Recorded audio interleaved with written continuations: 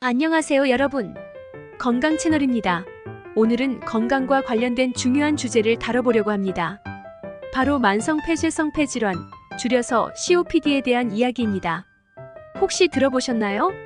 만성폐쇄성 폐질환은 폐와 호흡에 큰 영향을 미치는 질환으로 제때 관리하지 않으면 일상생활에 큰 불편을 초래할 수 있습니다. 특히 담배를 오래 피우신 분들이라면 더 주의해야 할 필요가 있는데요. 오늘 영상에서는 COPD의 위험성과 관리 방법에 대해 심도 있게 알아보겠습니다. 이 영상을 끝까지 보시고 도움이 되셨다면 구독과 좋아요 꼭 눌러주세요. 여러분의 응원이 큰 힘이 됩니다. 만성폐쇄성 폐질환 COPD란? 먼저 만성폐쇄성 폐질환이 무엇인지부터 알아볼게요. COPD는 크라닉 어브스트럭티브 플루머너리 디지즈의 약자로 우리말로는 만성폐쇄성 폐질환이라고 하죠. 이 병은 말 그대로 폐의 기도기관지가 좁아져서 공기의 흐름이 원활하지 않은 상태를 말합니다. 주된 원인으로는 흡연이 꼽히지만 공기 오염, 직업적인 화학물질 노출 등도 중요한 역할을 합니다. 이 병에 걸리면 기침, 가래, 호흡 곤란 같은 증상이 지속적으로 나타나고 그로 인해 일상생활에 상당한 불편함을 초래할 수 있습니다. 특히 40대 이상에서 자주 발생하며 시간이 지나면 호흡 곤란이 점점 심해져서 단순한 걷기나 계단 오르기조차 힘들어질 수 있습니다. COPD의 주요 증상들. 그렇다면 COPD의 주요 증상은 어떤 것들이 있을까요? 먼저 가장 흔한 증상은 기침입니다. 많은 사람들이 그냥 흡연자의 기침으로 간과하기 쉬운데요. 만성적인 기침은 COPD의 초기 신호일 수 있습니다. 두 번째로는 가래가 있는데 특히 아침에 기침과 함께 나오는 끈적한 가래는 위험 신호일 수 있습니다. 세 번째로는 호흡 곤란입니다. 평소보다 조금만 움직여도 숨이 차고 숨쉬기가 어려워지는 느낌을 받으신다면 꼭 병원에 방문해 검사를 받아보셔야 합니다.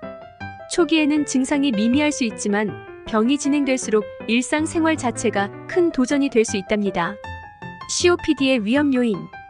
그렇다면 어떤 사람들이 특히 COPD에 걸릴 확률이 높을까요? 가장 대표적인 위험 요인은 흡연입니다. 흡연은 폐에 직접적으로 해를 끼치고 시간이 지남에 따라 폐 조직을 파괴합니다. 흡연자들은 비흡연자에 비해 COPD 발병 위험이 4배 이상 높다고 알려져 있습니다. 하지만 흡연만이 원인은 아닙니다. 공기 오염도 중요한 위험 요소입니다.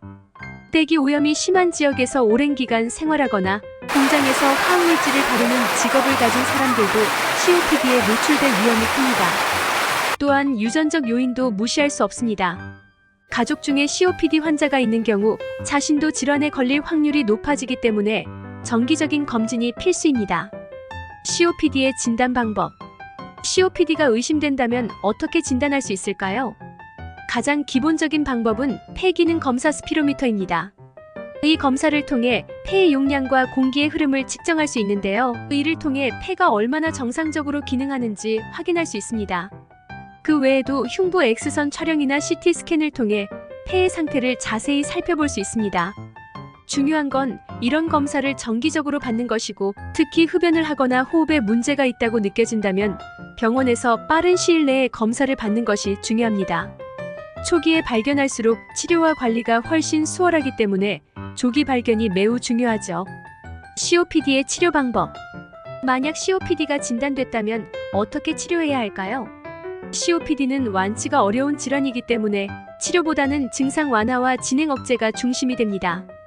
가장 먼저 해야 할 일은 흡연을 중단하는 것입니다. 금연은 COPD의 진행을 늦출 수 있는 가장 효과적인 방법입니다. 다음으로는 약물 치료가 있습니다. 기관지 확장제나 스테로이드 약물 등을 사용해 호흡을 돕고 염증을 줄이는 방법이 대표적이죠. 더 심한 경우에는 산소 치료나 폐 재활 프로그램을 통해 폐 기능을 개선할 수 있습니다. 최근에는 수술적인 치료법도 고려될 수 있지만 대부분의 환자들은 약물 치료와 생활 습관 개선으로 증상을 관리하게 됩니다. 일상생활에서의 COPD 관리법. COPD와 함께 살아가기 위해서는 일상생활에서의 관리가 필수적입니다. 먼저, 금연은 필수입니다.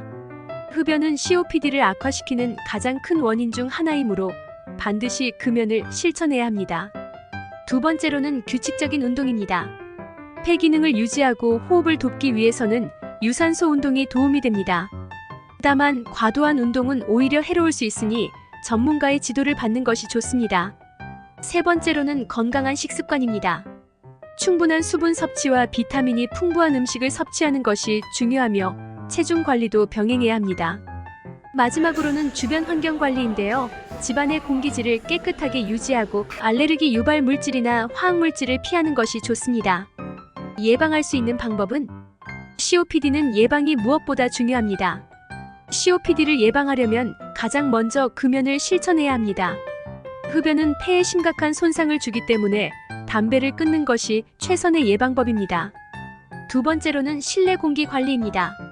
특히 겨울철에는 환기가 부족해 실내 공기질이 나빠지기 쉬운데 자주 환기를 시켜 깨끗한 공기를 유지하는 것이 중요합니다. 또한 규칙적인 폐 검진을 통해 자신의 폐 상태를 체크하고 문제가 생기면 빠르게 대응하는 것이 필요합니다. 마지막으로는 적절한 운동을 통해 폐 기능을 유지하는 것도 중요한 예방법입니다. COPD와 함께하는 삶, 긍정적인 마음가짐. COPD를 진단받았다고 해서 너무 낙심할 필요는 없습니다.